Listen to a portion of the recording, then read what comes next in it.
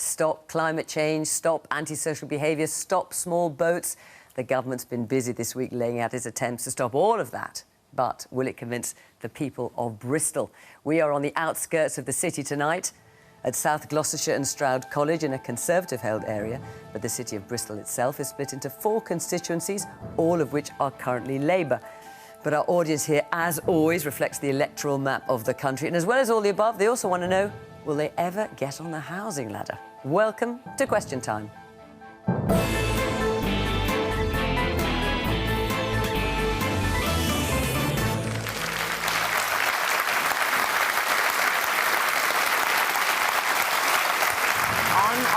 Tonight from the government, Dr Andrew Murrison is Minister for Defence, People, Veterans and Service Families. He served in the Royal Navy as a medic for 18 years, including a 6-month tour of Iraq in 2003.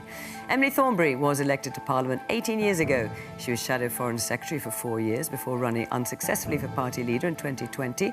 She now shadows what is effectively the government's in-house lawyer, the Attorney General.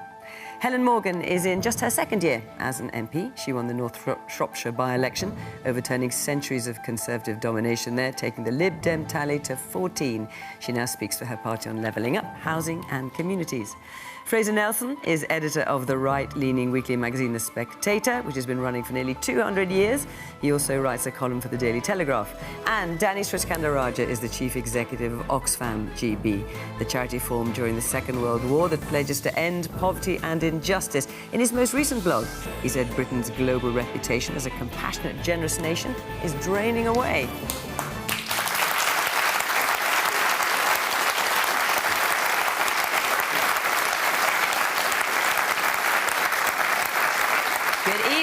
Welcome to our panel, welcome to our audience here in Bristol, and of course welcome to you at home as well. As ever, we're on social media, and just to remind you that we are also on iPlayer at 8 o'clock every week, as well as, of course, being after the 10 o'clock news on BBC One. So, let's get our question. Now, the panel here, it's a bit of an article of faith on Question Time. They do not know what the questions are in advance, but let's hear our first one now from our audience, from Chris Blake. Are the government's plans to house migrants in ex-military bases and potentially vessels a credible alternative to using hotels? Right, so we've been hearing quite a lot about this this week. Emily, let's kick off with you. I mean, I don't know what they're doing. I have to say that, you know, it is something which the public takes very seriously. They want to have answers to this, and rightly so, you know, for a whole variety of reasons. But the asylum system is broken, and it was the Conservative Party that broke it. You know, before we left power, there were 14,000 people claiming asylum in the UK waiting for a decision, and now there is 160,000, and it's going up all the time.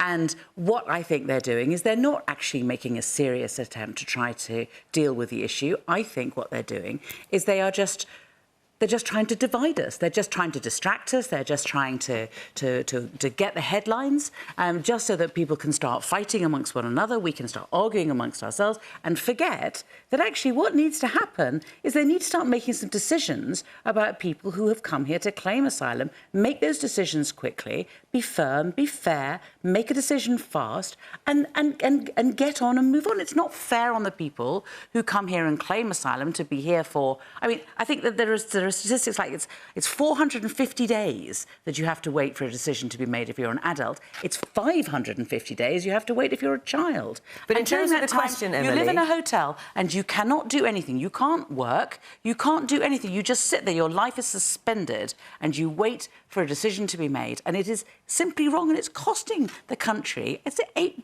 million a day. It's £6 million. £6 million. But just in terms of... So I hear what you're saying, Toz. You just think it should be faster, clearly.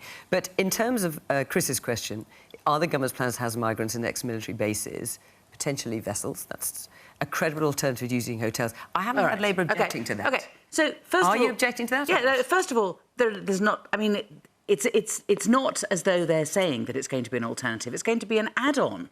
It's not like, and when we've asked questions about this, they're not going to be moving people out of the hotels and putting them in the army bases or in some sort of ship somewhere. It's an add-on to all the hotels they're already using. The answer to getting people out of hotels is to make the decisions faster, is to work with the National Crime Agency and actually have some people focusing on the gangs to make sure that we go for the gangs. OK, but just in terms of the question, right. Do Labour support or object to the idea of using barracks to house asylum seekers? I mean, I think that, as I say, I think that it's not actually... What I object to with the use of barracks is that it's going to be used as an add-on to the hotel. Okay, so it's not a solution to the hotels. OK, but in principle, you don't have a problem with asylum seekers being put in barracks, just I don't have a problem with people being treated humanely, and I don't have a problem with a system which is firm and fast and fair. But, frankly, none of that is here with that. All they're trying to do is set up a fight and an argument so that we don't think about the core problem and the core reason why we have a problem. OK, so you're not committing to as to whether you're supporting barracks or not. No. Andrew, is it a credible alternative? What we've got to do is establish safe and legal routes for people who are seeking asylum. 45,000 people crossed the Channel last year. Some people come to grief as a result of that. That's an appalling situation. Yeah. And we should be doing everything and stretching every sinew to reduce that and get at the awful criminals that prey on these vulnerable people. But the government's not talking about increasing safe and legal routes until after it has reduced the current number, the current backlog. As I understand it, correct me if I'm wrong. So in the meantime, it's suggesting using military barracks. Is that a credible alternative? Well, we've got to get people out of hotels. There's no question about that. It's bad for the individuals. It's bad for the communities in which they tend to be. It's all-round bad news. I think this is part of the solution, but I have to say, dealing with this, Fiona, is going to be multifaceted. There is no magic wand that's going to deal with this situation. We will deal with it, I'm confident of that, but the solution is going to be multifaceted and actually really rather complicated. And in terms of being credible, you've got 166,000 odd people waiting to have their asylum claim processed, and the barracks will house something like 5,000. As I say, it's going to be part of the solution.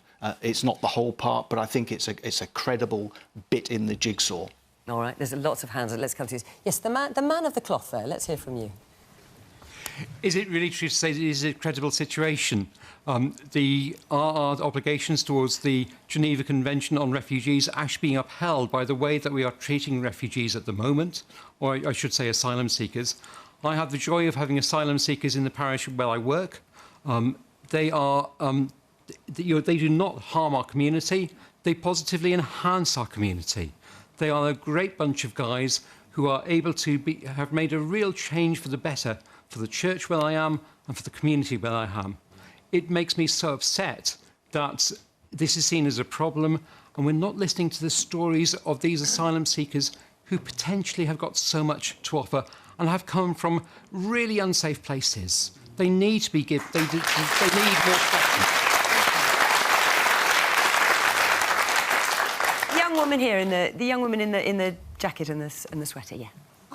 Understandably, lots of the focus is on migrants who cross the Channel and end up in these barracks. But why isn't there greater discussion around the undocumented population, given that if we're talking about the welfare of these people who come here, they're an even more vulnerable population, often involved in things like modern slavery. No one seems to be seriously proposing solutions or giving much airtime to them.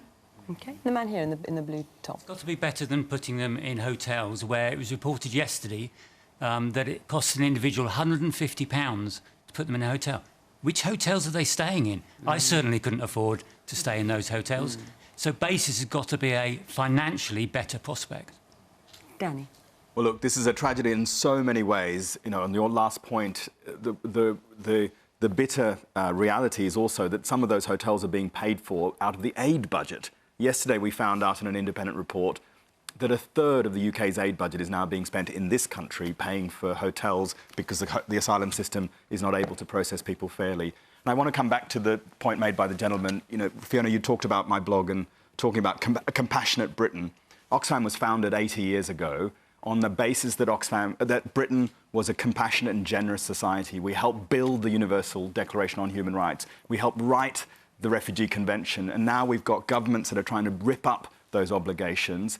And what worries me most of all is the rhetoric, the sort of short-termism in this rhetoric involves over-promising and under-delivering and ends up, stoking a fire of public anger that no politician seems to have any idea of how they're going to put the fire out. And that's really bad and really worrying for politics and trust in government. I mean, you've described the government's line on immigration as poisonous. If you take the Australian example, because I think a lot of government policy here is modelled on what Australia did. Australia had a horrendous approach to offshoring the processing of people who arrived on boats. It involved small numbers of people at huge cost, billions of dollars, and it involved reneging on international obligations. But what people forget, of course, is that Australia, in addition to while doing that, was welcoming refugees through large-scale resettlement programs. 1 million people have been accepted into Australia as refugees or on humanitarian programs over the last 70 years. So where is that large-scale resettlement program to provide meaningful, safe and legal routes so that we can show the world that we are a compassionate nation? Fraser. The big change in the last few years is the arrival of people smugglers, who now accounts for something like almost like half of all the arrivals here, asylum seekers, are taken by these guys who are basically the closest we've got to the modern slave trade. Now, the problem is, unless you can tackle the problem, then you're sending people who pay between £3,000 and £15,000 for this journey. You need to break the people smugglers' business model and to do it fairly. At the moment, I think I'm right in saying it costs £20,000 to help an asylum seeker in Britain. Now, for that money, how many could you help overseas? That's a sort of discussion the government needs to have. Now, of course, it makes sense to do everything you can for those who arrive here, just to process them as quickly as you can. But when it comes to the accommodation, I think, to me, what's missing is that right now we ban them from working. We say to them, we're going to force you to basically stay at the taxpayer's expense, to stay on welfare, to wait for 1.5 years to get processed, and we're not going to let you do anything to support yourself while you're here. Now, these are some of the most energetic, most ingenious people that are incredibly creative. It seems to me a waste of money, a waste of talent to ban them from working. Yeah. So I think that is something that would save the accommodation. Just don't force them to stay at the taxpayer's expense. Look at the way when the Ukrainian refugees came in here, it was a very different situation. We allowed them to work. I think most of Ukrainian refugees managed to find a job, and many of them are now self-financing. I think this is a country with something like 1 million vacancies right now, one of the most we've ever had. We badly need workers. We've got people desperate, I think, to do a good living here. So I think it's possible to have a system where you can... and by the way, I do support the government's plan for Rwandan deportations. I didn't used to. But I came around to the fact that this is the only real way of trying to break the human traffickers' business model. It worked not so long ago. I think Albanians were accounting for almost half of the arrivals of small boats. That was Albania is, a safe country. Now, when the government managed to do a deal with the Albanian government and start deporting people, then the number of Albanians coming here went down very, very quickly. I think the same thing can happen with the small boats, and then we can focus on helping people who are here legitimately and getting through the backlog. But a whole bunch of things need to change. And I think that letting them work while they're here is a major step forward. And here in the white shirt. Oh, hello. Conservatives have been in power now for nearly 13 years, and they still haven't got anything.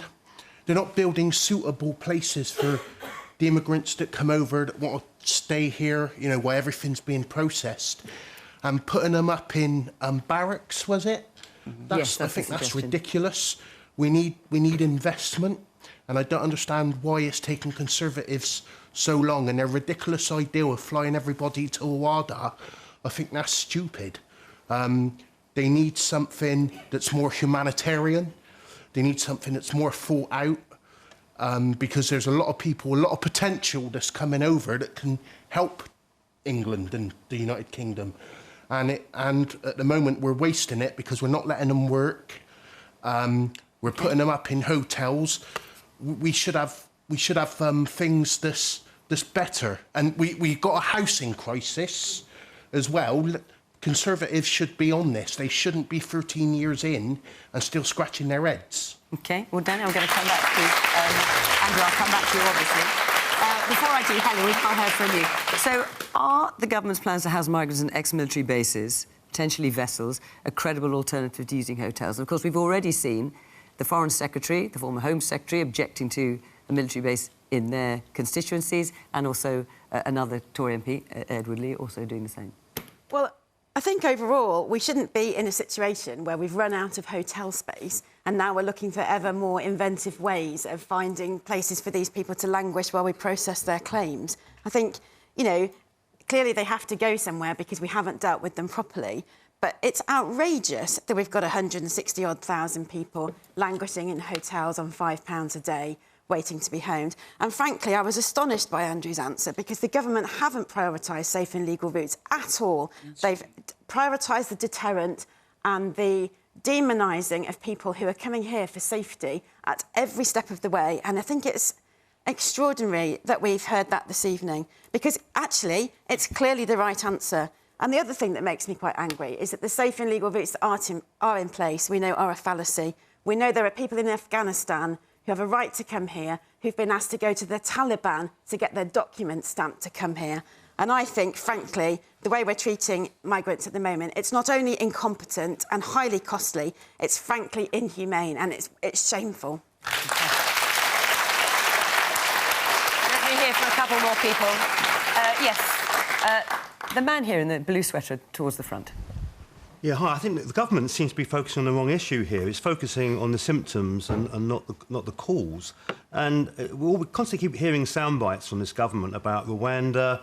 I mean, if I was an asylum seeker looking to cross the Channel, I'd be more concerned about drowning. I mean, these people are willing to risk their life. So I wouldn't give a damn about going to Rwanda. I'd be more concerned about the risk of crossing the Channel in a small dinghy.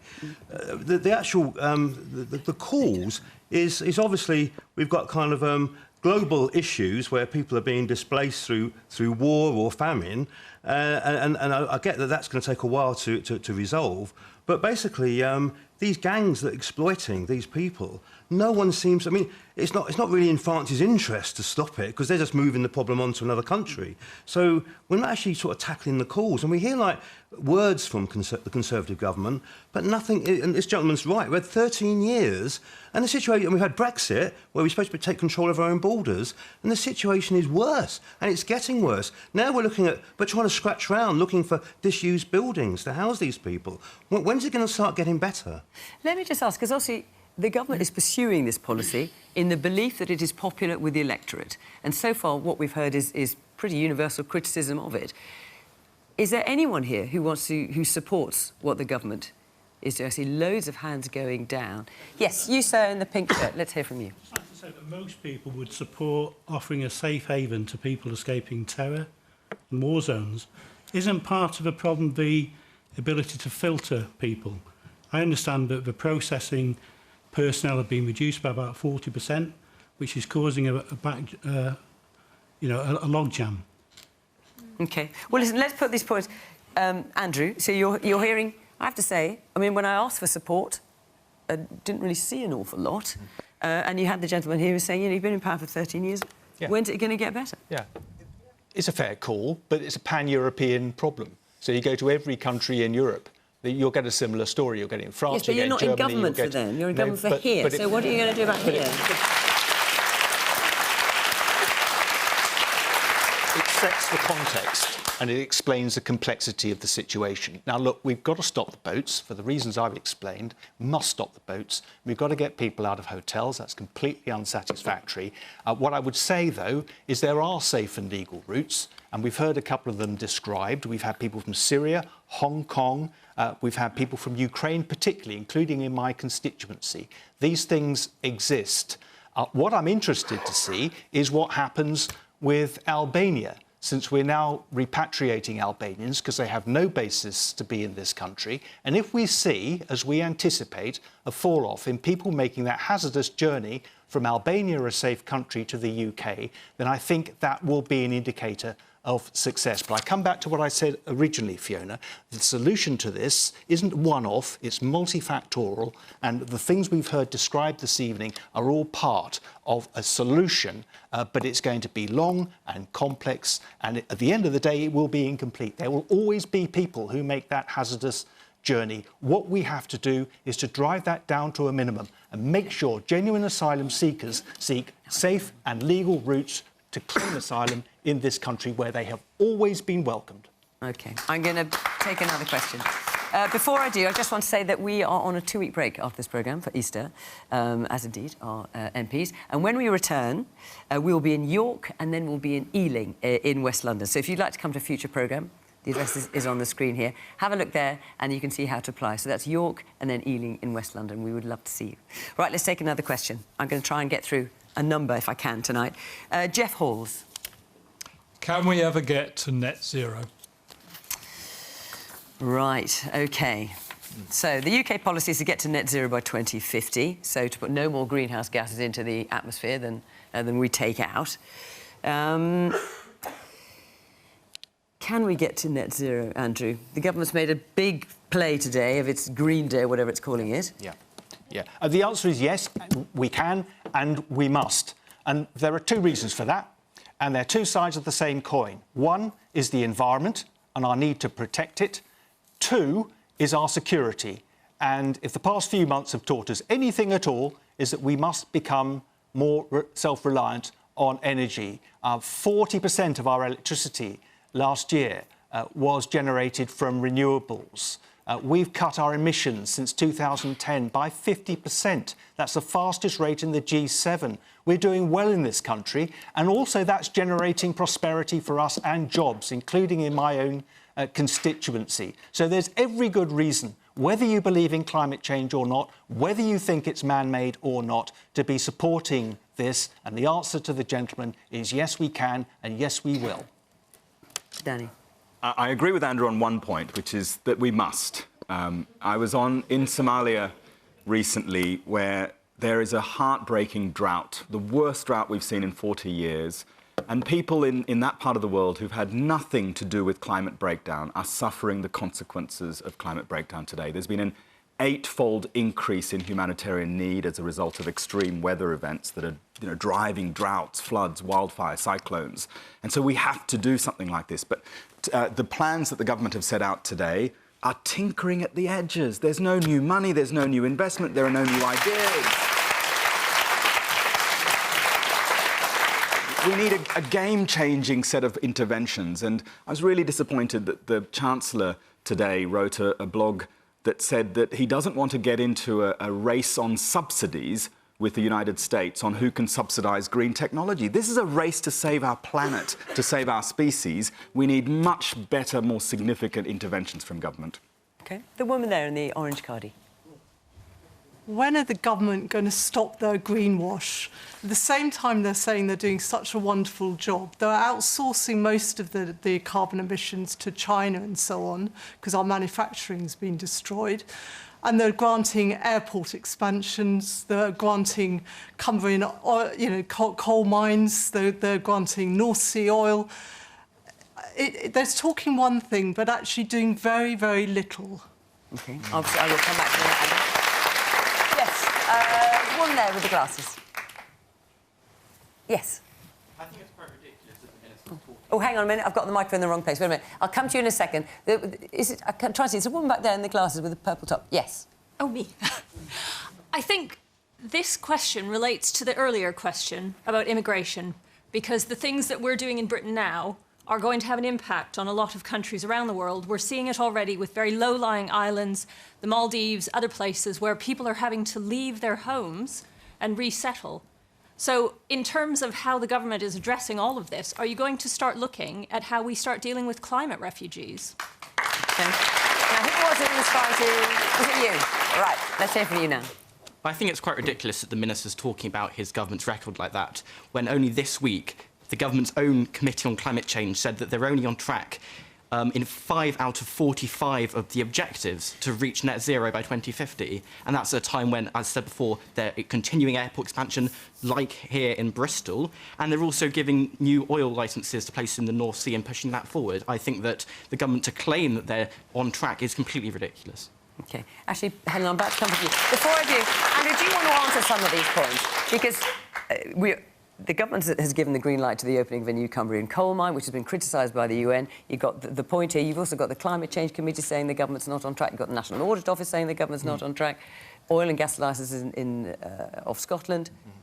What makes you so sure you're going to get to net zero by 2050? Well, the first thing I'd say is that we have to take other countries with us. This is obviously a global phenomenon. A number of the guests this evening have pointed that out. We are responsible for 1% of global emissions. So if we completely close down our economy tomorrow, we will still scratch the surface of this, and it would put my constituents out of a job. There's no doubt about that. Now, I'm a local MP, and I know Bristol Airport reasonably well. I also know we're trying to green the aviation industry. I don't think anybody wants to wipe it out. I don't think anybody wants to... Hang on a minute. Why do you think people are laughing at that?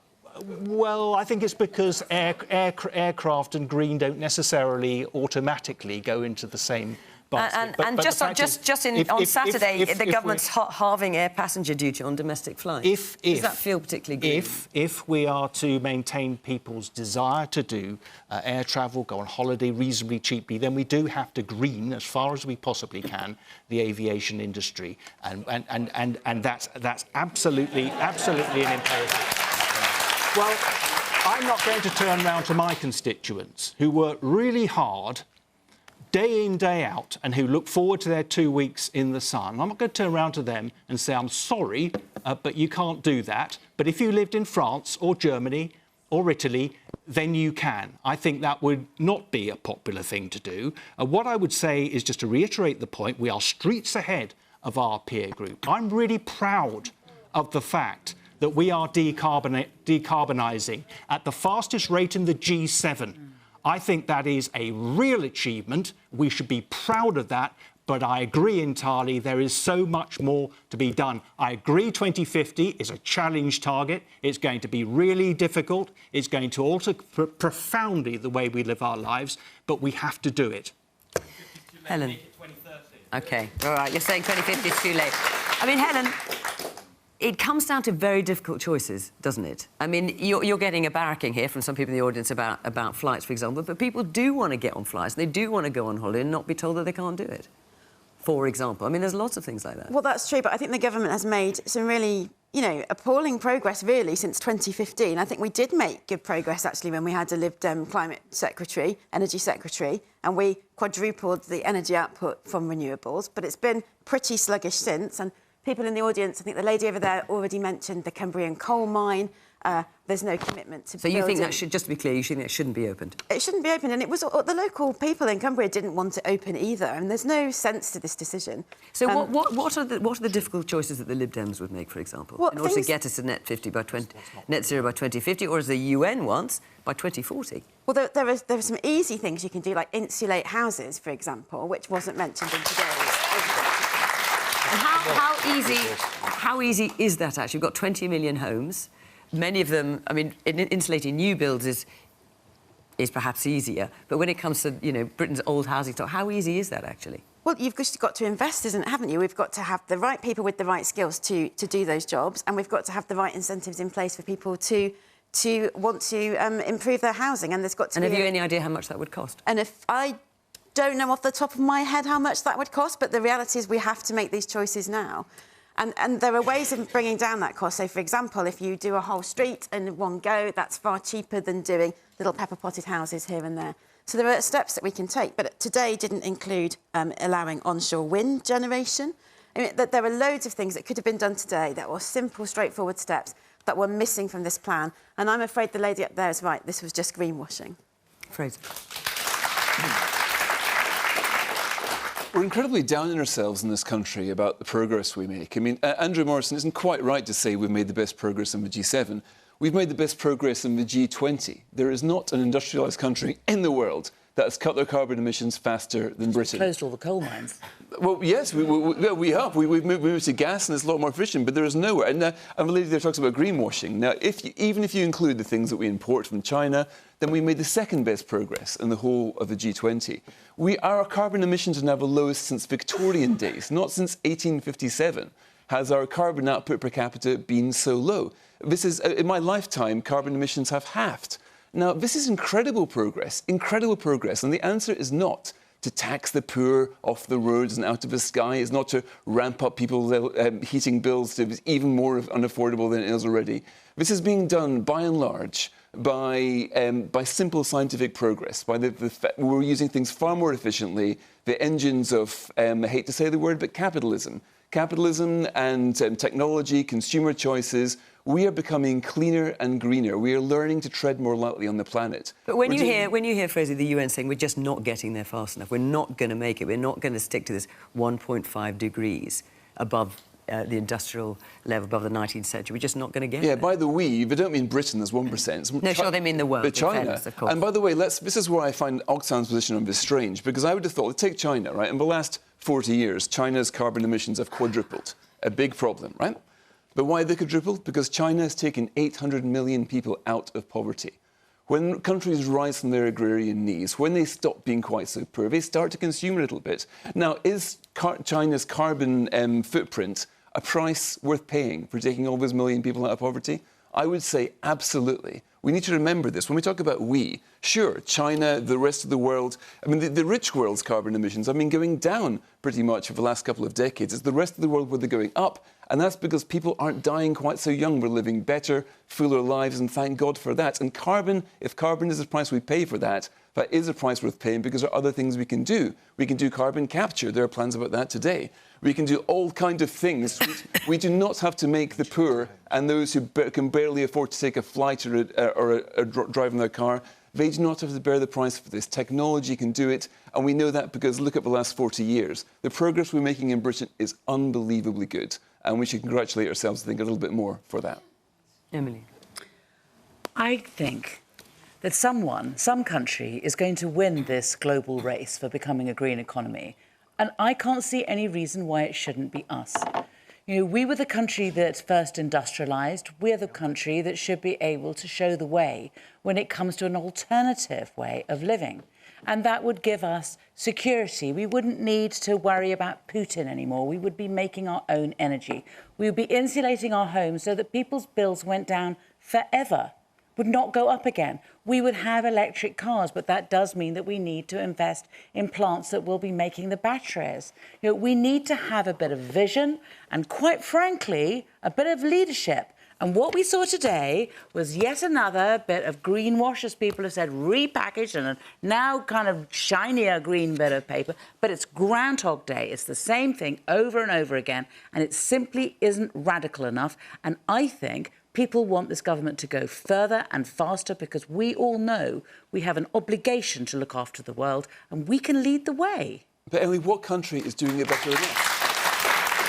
That's not the point. That's not actually. Do you know what? Do you know what? It's not the point. It's not the point. It's not the point. First of all, I think it's arguable as to whether other countries are doing worse. I mean, you go to somewhere like Denmark or Sweden, and you see the way in which they insulate their homes and where they get their energy from.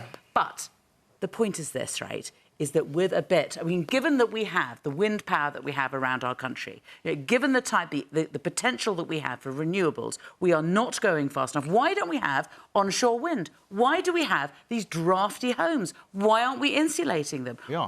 No, we are not. It's happening all the time. It's happening at breakneck speed. I'm getting this look, what we need to do is we need to be able to borrow to invest in our future in order to be able to kickstart our economy again, because our economy has been on a downward slide over the last few years. So not only can we bring people with us in terms of telling them about energy security and insulating their homes, but we can also say to people, there's good jobs out there. There's good jobs out there and there's a good future for our country. But we do need to invest to do that. And that is what we are saying. And that's why we say that we will borrow £28 billion a year and invest it in our future and get our economy going again and get a bit of growth in our economy and be growing in the right way. Okay.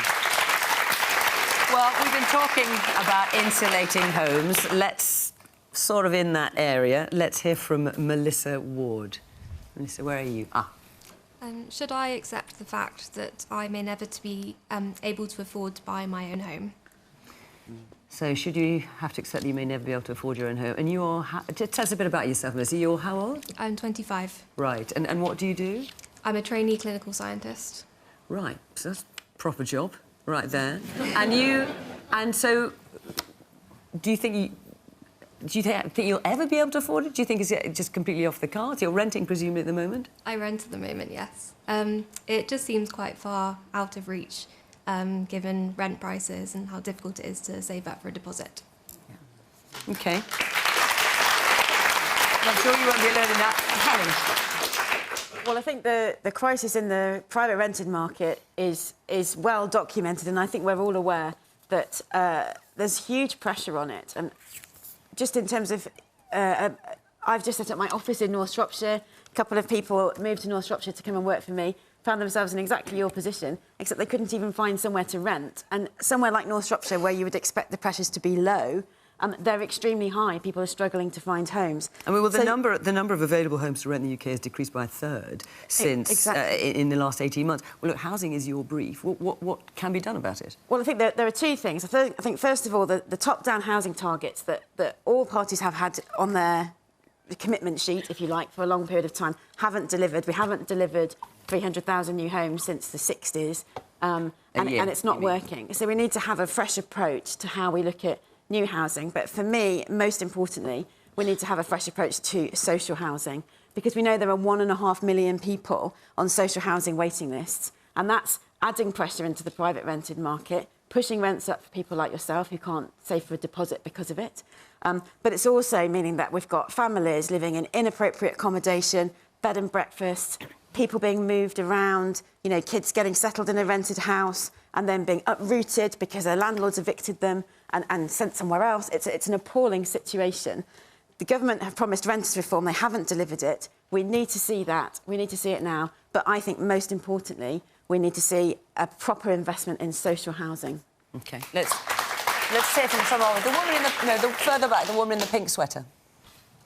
Yeah, just to say, as a parent of 2 young children, my husband and I bought our first house together at the age of 26. I can envisage now that my children will not be able to buy a house at that age, or maybe even 36. And the only way that they potentially will be able to have a house is if my husband and I leave them the house that we will eventually finish paying our mortgage when we're into our 60s.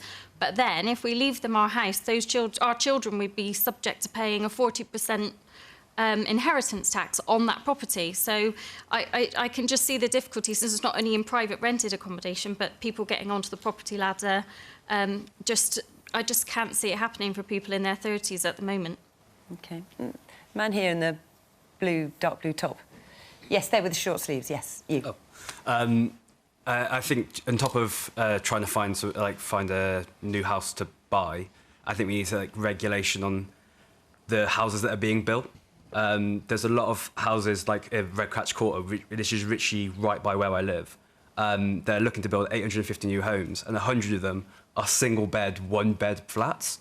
And I don't know who is a home, like someone looking to buy a house who wants to buy a single-bed, one-bed flat, and that could still be going forward. So they're hitting their affordable housing targets, but I don't know who. Well, I don't know. Maybe. I Those. mean, would that be interesting to you, Melissa? At least you'd own it instead of renting it. Would you consider buying something like that? I'm not sure it would be what I was hoping to buy. Right, there you go. So, no, it wouldn't appeal to someone like you. OK, well, Emily? I mean, I think also we have a background of the highest inflation rate that we've had for 40 years, and that's another problem. And with household incomes, crashing as well, it makes it increasingly difficult. But, in the end, in my view, the only way that we're going to be able to get the younger generation onto the housing market is to build more houses. That's what we need to do. And it's difficult, because I tell you what, whenever there's a planning application for more houses, there's lots of people in the area turn up to the planning meeting in order to say they don't want to have the houses. But the 25-year-olds who might have a chance of buying those houses, unfortunately, aren't there, saying to the councillors, actually, we need to have these homes because we, the younger generation, are being left behind. How do you get around that? Because the government tried to introduce a policy where it would it would be easier to build houses, despite people's objections, and so many Conservatives objected, they dropped it pretty damn pronto. Well, so what would Labour do about that? I'm not answerable to the... No, I'm not, but I'm just saying... Just because Tories are not, you know... Yeah, but the point is, it can be hard when you've got lots of people objecting. How do you get around that? What's your plan for that? Yeah, I mean, you have to be strong about this, and you have to be clear that actually there is make it harder for people to object. There is intergenerational injustice going on, right? There's the older generation, like myself, those of us who essentially hold on to the levers of power, and we're the ones who are looking after ourselves, and a younger generation who are being overlooked. That's the point. And we need to kind of have and anyone who's under 25 who thinks it's a good idea not to vote, you know, I mean, really, they should be much angrier than they are. But how do you make it easier, Emily, to build more houses, which clearly is a Labour policy, when, as you say, when new housing proposals are put in, lots of people object to them? How does Labour get around that? Yeah, I mean, I think we have to look again at the planning regulations. Of course we do, and we have to look, as I say, look to the future, and not just sort of short-termism and kind of, you know, as the Conservatives are doing. The Conservatives might have an idea, and then you get, you know, 20 of them saying boo, and the Prime Minister runs away. I mean, that's what's going on, you know. So we need to have, you know, a bit of vision and a bit of kind of idea that we do need to look after the younger generation. We need to build more houses, and frankly, the older generation need to get their heads around that quick. You'd need to persuade Labour councils to do that as well. I mean, the thing is, I think this is something which happens, sure, but national governments can say we want lots of houses. Every national government pretty much does. It's for local government, they tend to put a spanner in the works. Here in Bristol Council, for example, only a few months ago they voted not to reject the government's more ambitious house building agenda. They said, no, we don't want this. We want, I think it was mentioned environmentalism or something. And I think Bristol, this is particularly acute around here. House prices here are very expensive. I've got family here. I've got a 18-year-old niece who's here tonight. And what are her chances of, like Hannah, being able to buy a house? Especially when you pick up a local press here, every time somebody wants to do a housing development, there are protests galore. Absolutely, every time and time and time again. And it seems to be there's an imbalance here. In general elections, people say, yes, we want more houses. But when it comes to, on a local basis, the NIMBYs seem to speak more loudly than young people. And I mean, Emily's absolutely right in what she says about we need to build more houses, but we need Labour councils to be saying, yes, we need to build more houses, to do everything they can to help the vision of that. We need Tory councils. We need... Well, no, the thing is, this isn't a party political issue, but the councils in general are way more swayed by NIMBY voices than they are by people like Hannah. My Labour council tries to build houses wherever they can. The joke in my constituency is if you move your car in the morning, you come back, there's a flat there. I mean, we really are trying to build as much as we can. Well, I don't think anybody can accuse Bristol Council of taking that view. The man there in the green top and the glasses. I think it's not just the importance of house prices, but also like rent as well. When I first moved to Bristol 2 years ago, I paid £500 a month rent. I now nearly pay £700 a month rent for the same room. And I think there needs to be some type of regulation. And there's talk of rent controls, aren't there, here as well? The council's thinking of that. And that would make the problem a lot worse. Everywhere it's been tried, rent controls makes it worse. But that's why the Renters Reform Bill is so important, because at the moment, Section 21 evictions mean that landlords can kick you out just so that they can put the rent up by an enormous amount, and there's no long-term secure tenancy. So this Renters Reform Bill is really important so that we can ban those evictions, those no-fault evictions, and bring in longer-term, sort of 3-year tenancies so that doesn't happen. And the government have said they'll do it, and frankly, I don't know what they're waiting for. OK. Well, Melissa wants to buy her own home, though. That's what she wants. Danny? Well, I think there's something that links all three of the questions we've been talking about today, about whether it's migration, climate change or housing. And we've got a political system in which short-termism trumps long-termism, in which self-interest...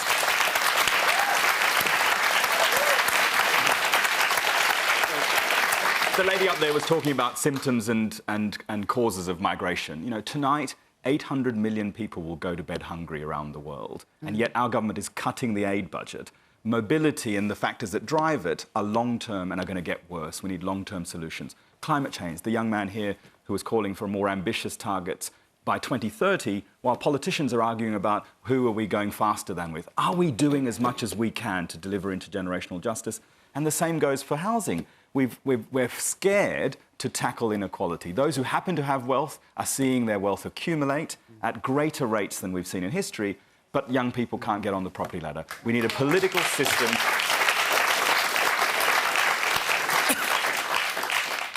Andrew, how are you going to help Melissa get on the property ladder? Melissa, I want you to have your own home.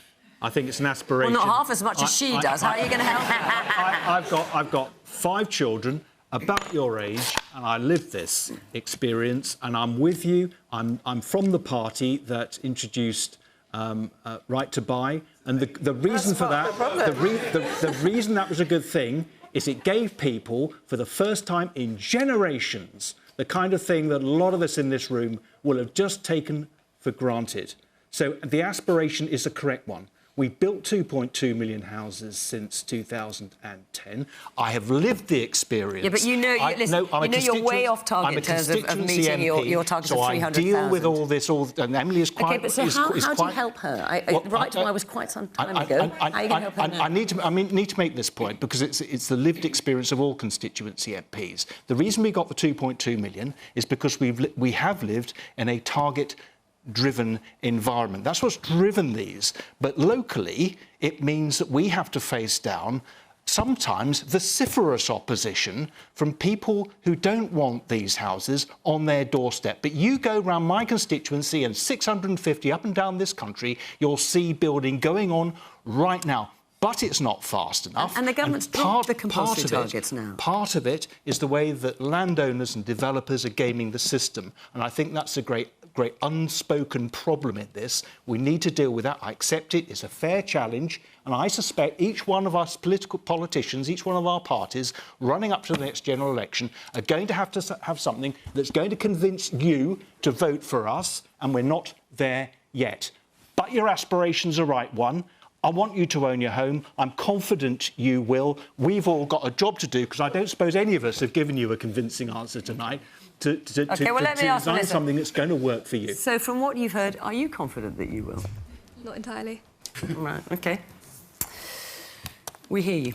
Let's take another question from Anne McConville. What action would you take to stop juvenile knife crime, vandalism and substance abuse? So, only this week, the Prime Minister's announced his anti-social behaviour action plan, which aims to tackle all of those, plus a few other things as well. Fraser, what action would you take? Every 5 years or so, each government goes through the same kind of convulsion to crack down on antisocial behaviour. And it's these, the various things. They're going to ban laughing gas. I think that was the latest thing. I mean, and it's they never seem to be very persuasive. But when it comes to things like substance abuse, I don't quite regard that as antisocial behaviour. I see that more as social breakdown. That's more of you talking about what can you do we're talking there about people who live in the margins of society. What can you do to support families, broken families? What can you do to help people who aren't employed get into society? That's it's not just people like that who are kids of people like that taking laughing gas. But if you look at overwhelmingly, if you look at substance abuse, for example, this is problems of. It's not. There's a very big difference between that and between, I don't know, disorder on the corner of the streets. So I think I wouldn't categorise that as antisocial behaviour necessarily. I would say that's a problem of a broken society, and we've slipped into that again. So there's a lot more that the government can do, I think, to support people in the margins and to think about it systemically. I think that a lot of local authorities have cut back the counselling and the social services they've done over the last 10 years. I think that was a mistake, and I think quite a lot of the time there's nobody you can go to for help now, far less than you were able to 10, 15 years ago.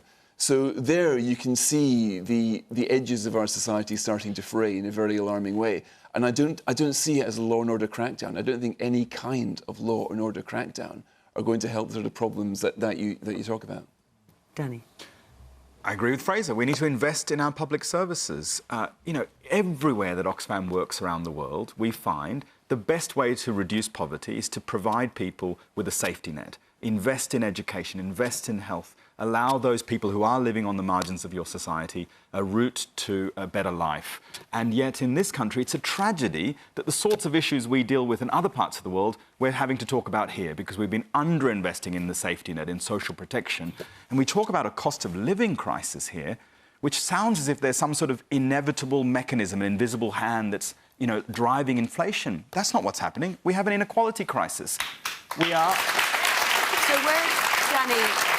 Where do you think the money should come from for investing more in these services? Well, we need to... Is it higher taxes? What we use? Yes, we've had very historically low levels of taxes on, say, wealth.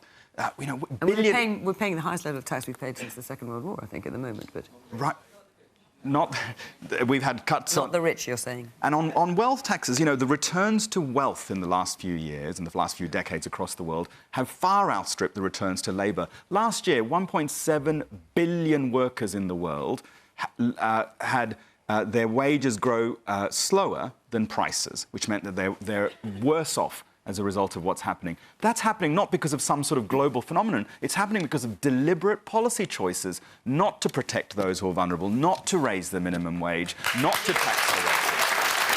OK. Let's have orange. The man in the corner there, yes, in the black top, black jacket. Good evening. Surely the situation starts with community policing, Fiona. You had a police officer, I think, on your last show, was almost in tears, telling us there's no community policing at all these days. They're all being diverted into other crimes. And I just think if we've got more community police, we can start dealing with these issues. OK. And the woman there in the green top and the glasses. Yeah, I'm staggered, to be honest, at the gap between the audience and the panel, and the notion that you think that you're succeeding on green energy or that people support human beings washing up on our shores or being deported to Rwanda. I'm absolutely staggered. The way that we talk about serious youth violence is not to talk about crime, it's to talk about the trauma that they've actually experienced in the last 2 years. You have cut funding, you've cut budgets in school. We can't recruit teachers. We can't recruit teaching assistants. You've cut social workers. You have cut local services to the bone. And then you're worried about antisocial behaviour. There are no youth services. There are no youth services. And absolutely, there is so clearly a gap. There is such a massive gap between what you're saying and people's experience. Why can't people buy a house? Look at their wages. They're a teacher, they have been through university, paid over 30 grand, if not more, to go to university. This ideological, want to control rent, use rent control, want to have houses, build more houses, because you can find the money to build HS2 and drill through forests. This is what we're talking about. These are ideological choices. You've done nothing for green energy in 13 years. Nothing. Absolutely nothing. So I think when we're talking about young people and supporting them, what has been put in place for young people? A tutoring programme. OK, let's put some of these points to the Minister. It's woeful. It is woeful. You heard the lady. The original question was about knife crime. Well, and that is a substance abuse, but you've heard two people here and from the audience also talking about, well... In the time you give me, Fiona, in terms of what action will you take, and they're suggesting not the cutting services might be part of the action you could take. OK, in terms of knife crime and antisocial behaviour, because they're part of the same spectrum, it's all crime, but serious crime has come down quite a lot. 50% since 2010, except for fraud. And the gentleman is absolutely right. Why would you leave out fraud? I don't understand that. Because because if you put fraud in, it's crime. What happens is the criminals have become invisible, and it touches. But that doesn't mean they shouldn't be part of the statistics. No, but it touches on the point about community policing, because although we've recruited 16,000 policemen. What people say to me is they want visible policing, but those policemen are tackling online fraud. That's where the criminals No, they're not. Yes, no, they're not. They're yes, absolutely they are. Not. Online fraud is a calumny because it affects the most vulnerable. It affects the elderly and you those have 1,000 police officers dealing with fraud. Less robust. You have 8,000. Hang on, let Moss, then I'll let you. So it's vital that we do deal with fraud, and I'm very grateful to the gentleman for mentioning it. But a 50% cut since 2010 is a real achievement. Hang on, but I'm really confused. If fraud is such a calumny, why are you not including it in the figures? Those are the published figures. So those figures have excluded. So if you online include fraud, crime has gone up. No, it won't have gone up. Well, hang on. It will have. It's gone down. That's Well, when the Conservative... I thought you might mention this. When the Conservative government came into power, there were just over 4 million recorded crimes. It is now 6.3 million. So, and there are different ways of recording crime, in fairness. Really, I get that, but that's according to the Office for National Statistics, so I just thought I'd put that in there. What action would you take to stop juvenile knife crime, vandalism and substance abuse? Emily? Can I talk about fraud for a moment? Just very briefly. I've only got 4 minutes left, and I've got to get Helen in as well. 40% of crime is fraud. 1,000 police officers are dealing with fraud. You have 8,000 people in the Department of Work and Pensions dealing with fraud. I mean, that is the priorities. You know, we are not dealing with fraud properly, and we don't even record attempted fraud. So if someone tries to have a go at you and you ring up action fraud, they won't even record it because it's an attempted fraud and therefore not a fraud, and therefore they don't bother to record it. So, you know, the amount of crime that's actually going on. And the last lot of statistics that were published, I think were published 6 years ago, on the amount of money that we think that we lost in this country as a result of fraud, and it was £198 billion. And that is the amount of money we spent on the National Health Service in the first year of the pandemic. So, you know, the idea that the Tories can talk about, you know, crime going down when they're overlooking £198 billion worth of crime is quite extraordinary, in my view. And just listen briefly, because I must bring Helen in.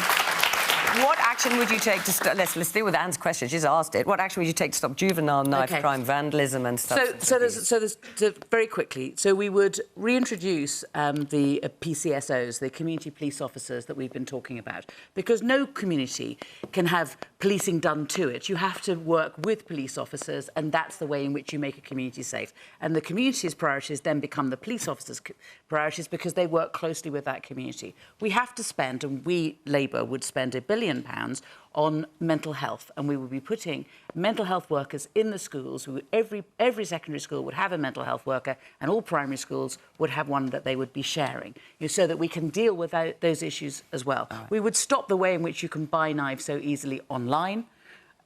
I've got a list. I know. Otherwise, Helen is not going to get a word in it. Just forgive me, and I must let Helen have a chance as well. Well, I think that's a good question, and I think we need to split out low-level antisocial behaviour, knife crime and substance abuse, because I think they're all quite different things. I'm not going to repeat what Danny and Fraser said about substance abuse because I broadly agree with them. On low-level antisocial behaviour, it does ruin people's lives when they feel unsafe to go out. I think the lack of community support officers is a real problem. The number of visible police officers on the street has fallen, and locally people will tell you they haven't seen an officer, they can't be bothered to report a crime because no one turns up. And ultimately, you're not being tough on crime if nobody even bothers to report one in the first place. Knife crime, I think, is much more problematic. I think youth services are critical to that. And I think the hollowing out of local council budgets that we've seen since 2015, £2 billion cut from local council budgets, 35% reduction in some cases, is what's at the bottom of that problem with youth and some of the types of crime that they turn to. OK. I've got about a minute left. Let's hear from the woman there. Yes, you. Crime and poverty are interlinked, and we're, the poorest in our society have been getting poorer and poorer. And one of the things that I notice is when parents are stressed, that sort of impacts on the children. And that's where we have to tackle things. It's within the families, because children aren't born criminals. But when their parents are sort of struggling with just basic, trying to survive, and they don't have the time to look after the children, then we're creating more and more problems. And that's starts. Really... Bring back the sure starts. Exactly. Pay people better and respect them. And I wish this government would stop vilifying the most vulnerable in society. It's all it's doing is getting provision of youth. And it doesn't help anything. What we need is solutions. We need a lot more love in our society, a lot more care. A lot more love. A lot more love on the panel, maybe. I don't know. Anyway, thank you for your point. That is it for this week. Our time is up. Thank you very much to the panel. Thank you very much to our audience for coming along here tonight. Thank you for watching. Remember, we're on iPlayer at 8 o'clock every week, if after 10 o'clock news is too late for you. But from Question Time in Bristol. Thank you. Bye-bye.